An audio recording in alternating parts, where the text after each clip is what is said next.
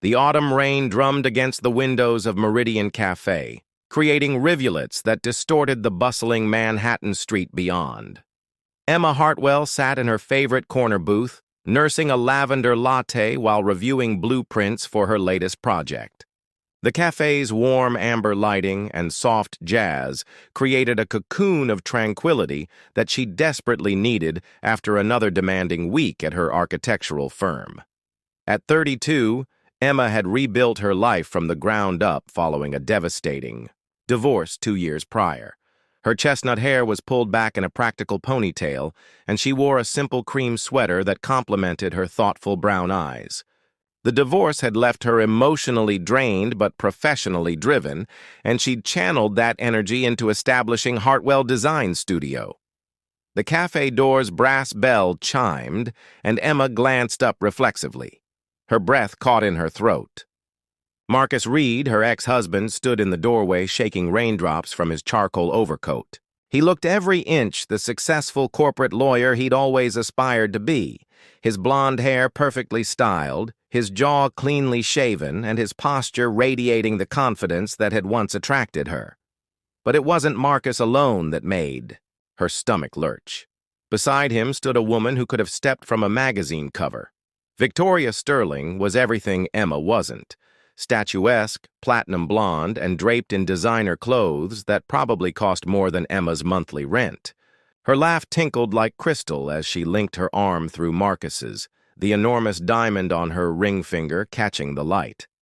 Emma considered ducking behind her laptop, but it was too late. Marcus's steel blue eyes had already found hers across the crowded cafe. For a moment, time suspended itself, carrying her back to heated arguments about money, career priorities, and the slow erosion of their once promising marriage. Emma?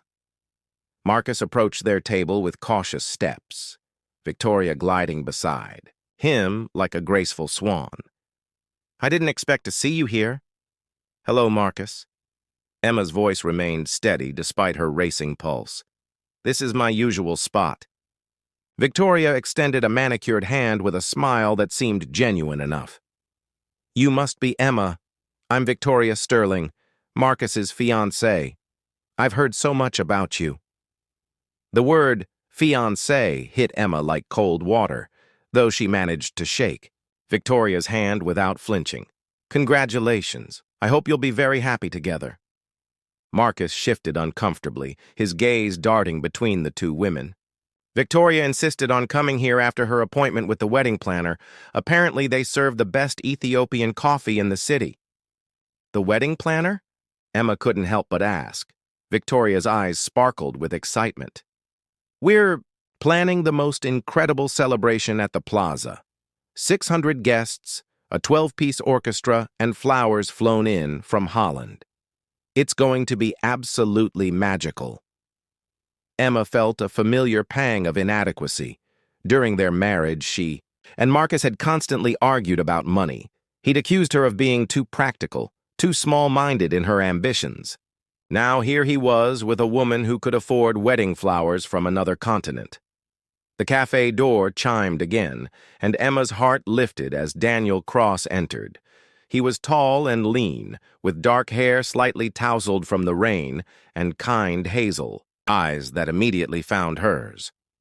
Daniel wore a simple navy wool coat over dark jeans, but there was something about his quiet confidence that commanded attention.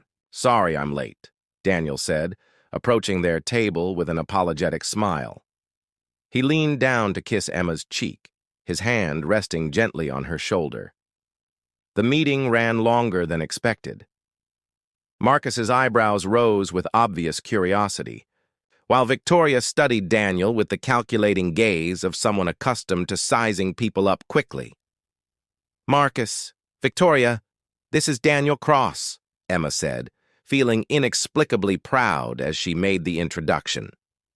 Daniel, this is my ex-husband Marcus Reed and his fiancée Victoria Sterling. Daniel extended his hand with genuine warmth. Pleasure to meet you both. Emma's mentioned you, Marcus. All good things, I hope, Marcus replied, though his handshake seemed more competitive than friendly. Of course, Daniel replied diplomatically. Congratulations on your engagement. Victoria's smile brightened. Thank you. And what do you do, Daniel? I'm in technology, Daniel answered vaguely, pulling out Emma's chair as she gathered her blueprints. Are you ready to go? We don't want to be late for dinner. As they prepared to leave, Emma felt Marcus's eyes following them. She could practically see the questions forming in his mind. Who was this Daniel Cross? And how had his unremarkable ex-wife managed to find someone so composed and seemingly successful? Well, it was lovely meeting you both, Victoria said sweetly. Perhaps we'll see you around the city. Emma slipped her hand into Daniel's, drawing strength from his steady presence. Perhaps. Enjoy your evening. As they walked toward the exit, Emma caught Marcus's reflection in the window. He was watching them with an expression she couldn't quite decipher. Surprise, curiosity, and perhaps a hint of something that looked suspiciously like regret. The rain had softened to a gentle mist as Emma and Daniel stepped onto the sidewalk. She breathed deeply, letting the cool air wash away the tension of the unexpected encounter. You handled that beautifully, Daniel murmured, his thumb tracing gentle circles on the back of her hand. Emma looked up at him, this man who had appeared in her life like an answer to prayers she'd been too afraid to voice. She had no idea that within a few short weeks everything she thought she knew about Daniel Cross would be turned completely upside down. The following morning, Emma sat in her design studio, sketching preliminary ideas for a residential project, when her best friend Grace Chen burst through the door carrying 2 steaming coffee cups and a mischievous grin. Spill everything about last night, Grace demanded, settling into the chair across from Emma's drafting table. As a successful event planner, Grace had an eye for details and a talent for reading between the lines. You texted me about running into Marcus, but I want the full story. Emma accepted the coffee gratefully and recounted the awkward cafe encounter. Grace listened intently, her dark eyes narrowing when Emma described Victoria's extravagant wedding. Plans? 600 guests at the plaza? Grace scoffed. Someone's compensating for something. But tell me more about Daniel. How did he handle meeting the ex? Like a perfect gentleman, Emma replied, though something nagged at the back of her mind. Actually, Grace, there's something I've been wondering about. Daniel always seems so understated, but there are these little things that don't add up. Grace leaned forward, intrigued. What kind of things?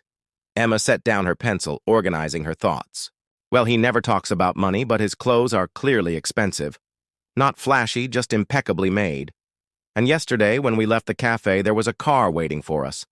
Not a taxi, but a private car with a driver who knew his name. Interesting, Grace mused. What else? Last week, he mentioned wanting to show me his apartment, but when I suggested we could cook dinner there instead of going out, he seemed hesitant, like he was hiding something. Emma paused. And Grace, the charity gala he invited me to? It's not just any fundraiser. It's the Metropolitan Arts Foundation annual dinner. Tickets start at $5,000. Grace's eyebrows shot up. Emma, honey, I think your mysterious boyfriend might be more than meets the eye. Before Emma could respond, her phone buzzed with a text from Daniel. Looking forward to tonight. A car will pick you up at 7. Wear something elegant. You deserve to shine. Grace read over Emma's shoulder and whistled low. Definitely more than meets the eye. What are you going to wear? That evening, Emma stood before her bedroom mirror in a borrowed midnight blue dress that Grace had insisted would be perfect. The silk fabric hugged her curves elegantly, and she'd swept her hair into a sophisticated updo. Still, as the sleek black sedan pulled up to her building precisely at 7, she felt like she was playing dress-up in someone else's life. The driver, an older gentleman with kind eyes, held the door open for her. Good evening, Miss Hartwell. I'm James. Mr. Cross sends his apologies. He'll meet you at the venue. During the 20-minute drive through Manhattan's glittering streets, Emma tried to calm her nerves. She'd attended charity events before, but nothing on this scale. The Metropolitan Arts Foundation Gala was legendary among New York's elite. The grand ballroom at the St. Regis was a vision of understated luxury. Crystal chandeliers cast warm light over tables adorned with white orchids, and elegantly dressed guests mingled over champagne and canapes. Emma felt momentarily overwhelmed by the obvious wealth surrounding her. "Emma," Daniel's voice behind, her scent warmth through her chest. She turned to find him approaching in a perfectly tailored black tuxedo that made her breath catch. But it wasn't just how handsome he looked.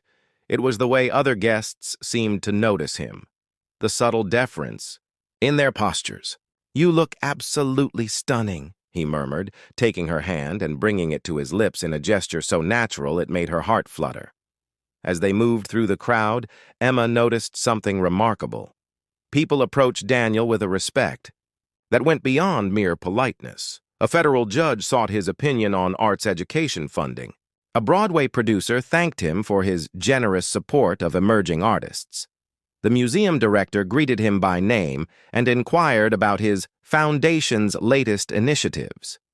During dinner, Emma found herself seated between Daniel and a woman named Patricia Rothschild, who owned several art galleries. Patricia spent most of the meal discussing cultural preservation with Daniel in terms that suggested significant financial involvement.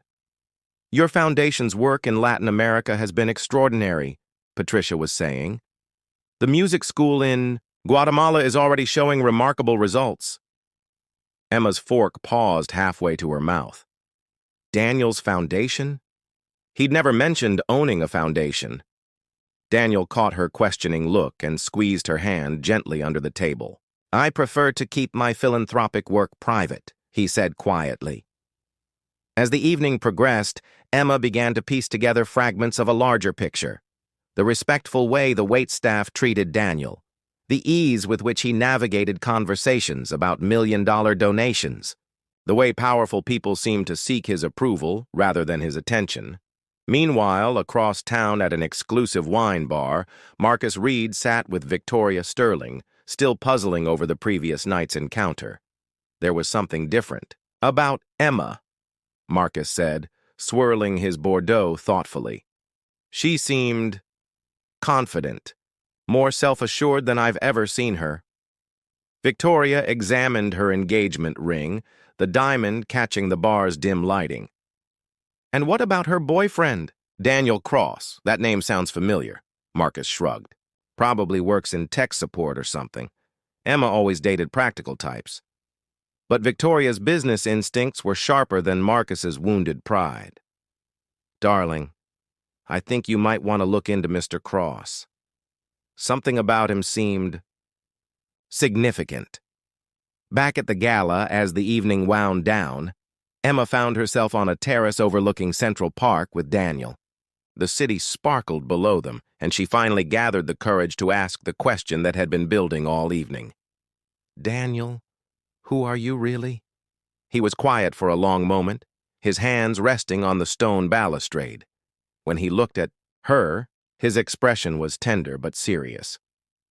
"I'm someone who's learned that wealth can be as much a burden as a blessing," he said carefully. "I'm someone who's been hurt by people who wanted my money more than they wanted me. And I'm someone who's been falling in love with a remarkable woman who values me for who I am, not what I have." Emma's heart raced. "What exactly do you have, Daniel?" He smiled, but there was vulnerability in his eyes. "More than I ever wanted, and less than what really matters." He took her hands in his. "Emma, I hope you'll give me the chance to show you my world gradually. I know it might be overwhelming." As they stood there in the cool night air, Emma realized her quiet, understated boyfriend was about to turn her world completely upside down. And despite her fears, she found herself looking forward to the revelation. Part 3. High Society Revelations.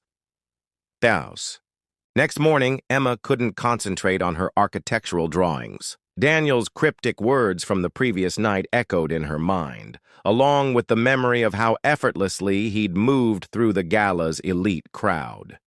Her curiosity finally got the better of her, and she found herself typing Daniel Cross into her laptop's search engine.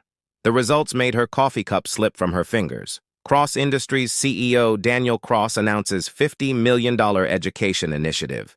Tech mogul Daniel Cross quietly funds disaster relief. Billionaire philanthropist Daniel Cross maintains low profile despite massive wealth. Emma stared at her screen, scrolling through article after article. Daniel Cross wasn't just wealthy, he was one of the most successful technology entrepreneurs in the country, worth an estimated $2.8 billion. His company had revolutionized cloud computing, and he'd apparently been funding charitable causes around the world for years. Her phone rang, making her jump. Grace's name flashed on the screen. "Please tell me you Googled him," Grace said without preamble. "Grace, he's a billionaire," Emma whispered, as if speaking too loudly might make it untrue. "Not just rich, billionaire with a B. How did I not know this?" "Because he clearly didn't want you to know yet. Emma, this is huge. Your sweet, understated boyfriend is one of the most powerful men in New York." That afternoon, Daniel called to invite her to his penthouse apartment. "I think it's time you saw where I live," he said, his voice carrying a note of nervousness she'd never heard before. The building on the Upper East Side was elegant, but not ostentatious from the outside. However, the private elevator that opened directly into Daniel's apartment revealed a space that took Emma's breath away. Floor-to-ceiling windows offered panoramic views of Central Park, while the interior design was a perfect blend of modern sophistication and comfortable warmth. "This is incredible," Emma breathed, walking toward the windows. Daniel watched her carefully. "You Googled me." It wasn't a question. Emma turned to face him, seeing past the casual jeans and sweater to the man who commanded boardrooms and influenced global markets. "Why didn't you tell me?" she asked, though her tone held curiosity rather than accusation. Daniel ran a hand through his dark hair. "Because I've learned to be careful. Too many people see dollar signs instead of a person." He moved closer. "With you, I could just be Daniel. Not the CEO, not the philanthropist, just me." Before Emma could respond, the elevator chimed, and a woman's voice called out, "Danny, I hope you're decent because I'm coming in." A striking woman in her early 40s emerged, her auburn hair perfectly styled and her tailored suit screaming expensive taste. She stopped short when she saw Emma, her green eyes, so similar to Daniel's, sparkling with interest. 3 weeks later, Emma found herself standing before her bedroom mirror, adjusting the emerald green evening gown that Daniel had quietly arranged to have delivered to her apartment. The accompanying note had simply read, "For tonight, you'll outshine everyone there. D." The invitation to Marcus and Victoria's engagement party had arrived a week prior, elegantly embossed and clearly designed to impress. Emma had initially planned to ignore it, but Daniel had surprised her by suggesting, "They attend together. Sometimes the best way to close a chapter is to face it head-on," he'd said. "Besides, I'd like to meet the man who was foolish enough to let you go." Now, as Emma applied her lipstick, she felt a mixture of nervousness and anticipation. The woman looking back at her from the mirror was confident, successful, and, she was beginning to realize, worthy of the extraordinary life that seemed to be unfolding around her. The Plaza Hotel buzzed with activity as Emma and Daniel arrived. Photographers lined the entrance, though Emma noticed they seemed particularly interested when Daniel stepped out of their car. Several called his name, but he simply nodded politely and guided Emma inside with a protective hand on the small of her back. The ballroom was a vision of white and gold opulence. Hundreds of guests mingled beneath crystal chandeliers, while a string quartet provided elegant background music. Emma spotted Marcus and Victoria near the center of the room, both looking radiant and perfectly matched in their formal attire. "Breathe," Daniel murmured in her ear. "You belong here." As they moved through the crowd, Emma noticed the subtle shift in attention around Daniel. Conversations paused as people recognized him, and several prominent figures approached with respectful greetings. A federal senator shook his hand warmly, thanking him for his support of education initiatives. A famous philanthropist kissed his cheek and promised to call about an upcoming project. Victoria spotted them first, her eyes widening with recognition, before her expression shifted to something Emma couldn't quite read. Victoria whispered something to Marcus, who turned to look across the room. Even from a distance, Emma could see the moment Marcus realized who Daniel was.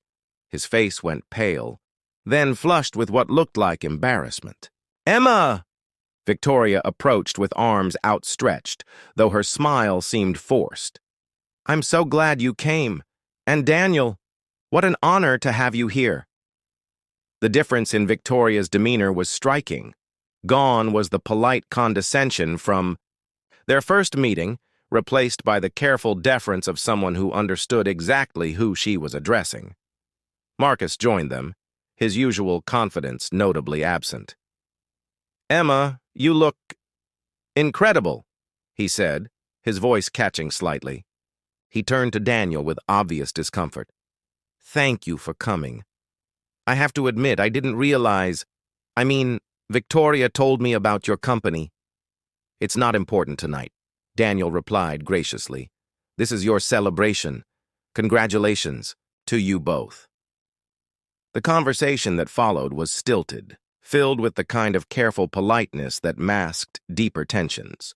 Emma found herself watching Marcus struggle with the realization that his practical, unambitious ex-wife was now dating one of the most powerful men in the city.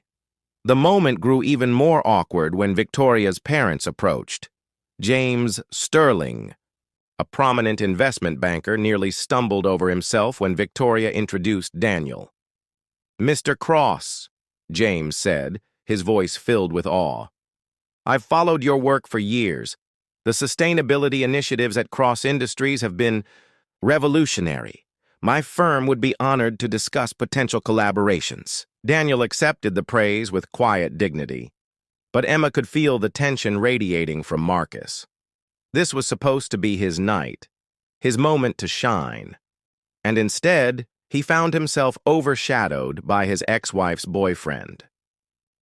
The situation reached its peak when Marcus's mother, Catherine Reed, joined their circle.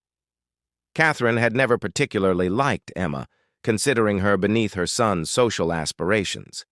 But now, faced with Daniel Cross, her attitude shifted dramatically. "Emma, darling," Catherine gushed, her voice dripping with false warmth. "You look absolutely radiant. And Mr. Cross, such a pleasure to meet you. I've read about your charitable work in Forbes." Emma felt a surge of anger at the hypocrisy. This was the same woman who had once criticized Emma's lack of social connections and modest background. "Mrs. Reed," Emma replied coolly, "thank you for the kind words, though I don't recall you being quite so enthusiastic about my choices in the past." An uncomfortable silence fell over the group.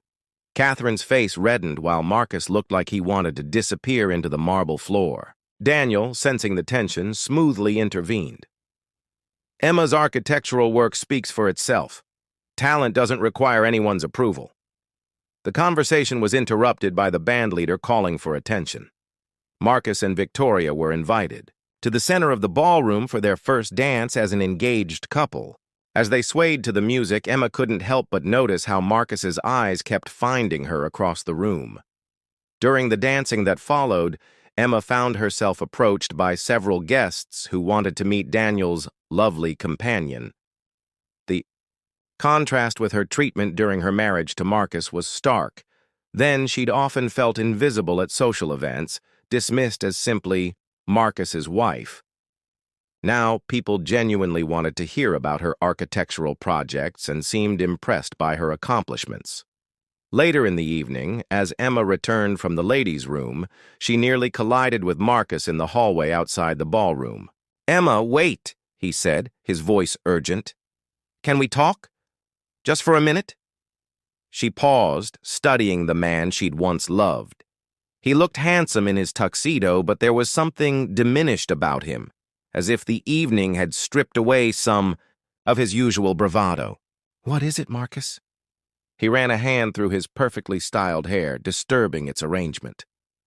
"I made a mistake," he said quietly. "A huge mistake. I spent so long criticizing you for not being ambitious enough, for thinking too small, and now..." "Now what?" Emma's voice was steady, but her heart was racing.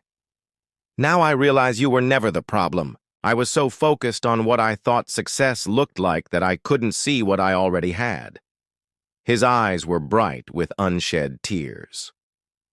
"Emma, I was an idiot. The way I treated you, the things I said. I threw away the best thing in my life because I was too proud and too blind to see your worth." Emma felt a complex mix of emotions: vindication, sadness, and surprisingly, pity. "Marcus, you're getting married in 3 months to a woman who clearly loves you." "But I don't love her the way I loved you," he said desperately. "Victoria's perfect on paper, but she's not you. She'll never be you." Before Emma could respond, Daniel appeared at the end of the hallway. He took in the scene with intelligent eyes, noting Marcus's desperate posture and Emma's conflicted expression. "Emma," Daniel said calmly, "they're serving dessert. When you're ready." Marcus looked between them, seeing the quiet understanding and support in Daniel's gaze, the way Emma's shoulders relaxed at his presence. The contrast with his own desperation was painfully obvious. "I should get back to Victoria," Marcus said finally, his voice defeated. He looked at Emma one last time. "I hope you know how lucky you are, Daniel. She's extraordinary." Daniel nodded seriously. "I'm very aware of that." As Marcus walked away, Emma felt the final piece of her old life fall into place. The chapter was truly closed, not with anger or resentment, but with the quiet satisfaction of a life well lived and a future bright with possibility. Daniel offered her his arm, and together they returned to the ballroom, where Emma realized she was exactly where she belonged. Part 5. Sweet Redemption. 6 months later, Emma stood in the sunlit conference room of her expanded architectural firm, now relocated to a prestigious downtown building. The morning light streamed through floor-to-ceiling windows as she presented her latest project to a room full of investors and city planners. Her design for the new Community Arts Center had been selected from over 50 submissions, a triumph that felt entirely her own. "The building will serve as both a performance space and an educational facility," Emma explained, her voice confident and clear. "The design incorporates sustainable materials and innovative acoustics that will make it a model for community-centered architecture nationwide." As applause filled the room, Emma caught sight of Grace Chen beaming proudly from the back row. Her best friend had been instrumental in helping Emma navigate her business expansion, though they both knew the real catalyst had been Emma's relationship with Daniel. Not that Daniel had simply handed her success on a silver platter. Instead, he'd done something far more valuable. He'd connected her with opportunities to showcase her talent and supported her vision without overshadowing her achievements. The Community Arts Center project had come through a foundation grant that Emma had earned entirely on her own merits. After the presentation, Emma returned to her office to find a massive bouquet of white orchids waiting on her desk. The card read simply, "Proud of you, always, D." Her assistant, Maria Santos, poked her head through the doorway. "Ms. Hartwell, there's a journalist here from Architecture Today. She'd like to interview you about the Art Center project." Emma smiled. The professional recognition felt surreal after years of struggling to be taken seriously. "Send her in,"